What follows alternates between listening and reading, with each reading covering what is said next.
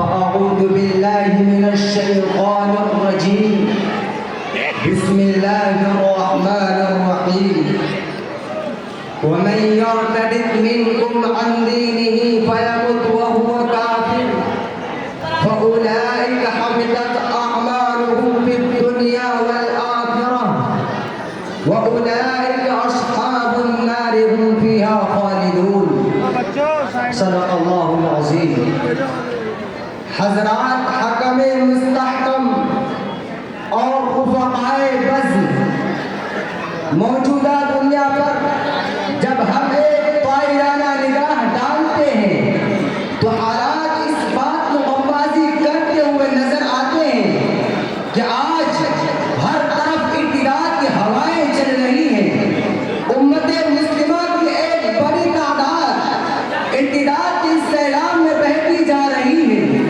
آئے دن اخبارات اور سوشل میڈیا کے ذریعے ہم تک یہ خبر پہنچتی ہے کہ پیارے نبی کی پیاری امت کا ایک بڑا طبقہ مذہب اسلام کو چھوڑ کر غیروں کا مذہب اپنا رہا ہے. اسلامی تہذیب کو چھوڑ کر غیروں کے طریقوں کو اپنا رہا ہے. الغرض جب ہم قرآن و حدیث کی روشنی میں فتنہ ارتداد کے قباحت و مذمت جاننے کی کوشش کرتے ہیں تو سورہ بقرہ آیت نمبر 217 میں فتنہ ارتداد کی نیکیوں کے عقائد ہونے اور استحقاق جہنم کا سبب قرار دیتے ہوئے قرآن کہتا ہے وَمَن يَرْتَدِدْ مِنْكُمْ عَنْ دِينِهِ فَيَمُتْ وَهُوَ كَافِرٌ فَأُولَئِكَ حَبِطَتْ أَعْمَالُهُمْ فِي الدُّنْيَا وَالْآخِرَةِ وَأُولَئِكَ أَصْحَابُ النَّارِ هُمْ فِيهَا خَالِدُونَ. کہ جو شخص تم میں سے اپنے دین سے پھر جائے پھر کفر کی حالت میں مر جائے تو ایسے لوگوں کے سارے اعمال دنیا و آخرت میں برباد ہو جاتے ہیں اور ایسے لوگ ہمیشہ دوزخ میں رہیں گے. اسی طرح ارتداد یعنی دین سے پھر جانے پر سخت عذاب وعید سناتے ہوئے باری تعالی سورہ آل عمران آیت نمبر 106 میں قرآن کہتا ہے فَأَمَّا الَّذِينَ اسْوَدَّتْ وُجُوهُهُمْ أَكَفَرْتُمْ بَعْدَ إِيمَانِكُمْ فَذُوقُوا الْعَذَابَ بِمَا كُنتُمْ تَكْفُرُونَ.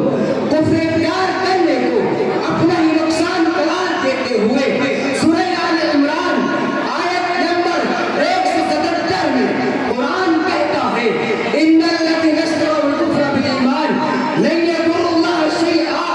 ایمان لانے کے بعد مرتد ہو جانے کی مذمت بیان کرتے ہوئے سورہ انعام آیت نمبر 71 میں قرآن کہتا ہے قُلْ أَنَدْعُو مِن دُونِ اللَّهِ مَا لَا يَنفَعُنَا وَلَا يَضُرُّنَا وَنُرَدُّ عَلَىٰ أَعْقَابِنَا. اور ان سب سے آگے بڑھ کر ایک ارتداد کی صریح مذمت کرتے ہوئے باری تعالی سورہ اعراف آیت نمبر 89 میں ارشاد فرماتے ہیں قَدْ افْتَرَيْنَا عَلَى اللَّهِ كَذِبًا إِنْ عُدْنَا فِي مِلَّتِكُمْ بَعْدَ إِذْ نَجَّانَا اللَّهُ مِنْهَا. حاضرین بزم، جب ہم اس فتنے کے تئیں اپنے معاشرے کا جائزہ لیتے ہیں تو ہمیں معلوم ہوتا ہے جس مسلم کی پوشیدہ بنیادوں ہلا کر ان کی عزت و آبرو کو پامال کیا جا رہا ہے، ان کے بیماروں سے کرایت میں ان کو اڑایا جاتا ہے تو کبھی روزگار بڑے بڑے کام دکھا کر ان کے ایمان کا سودا کیا جاتا ہے. افسوس اور افسوس کہ کبھی ہم نے غور کیا کہ سب حالات کیوں پیش آئے، کیوں ہمارے بچے اور ہماری بچیاں غیروں کے چنگل میں پھنس کر ایمان سے ہاتھ دھو بیٹھتے ہیں. آخر ان سب چیزوں کا اسباب کیا ہے؟ میں انہیں چند باتوں پر تقریر ختم کرتا ہوں. وَمَا عَلَيْنَا إِلَّا الْبَلَاغُ.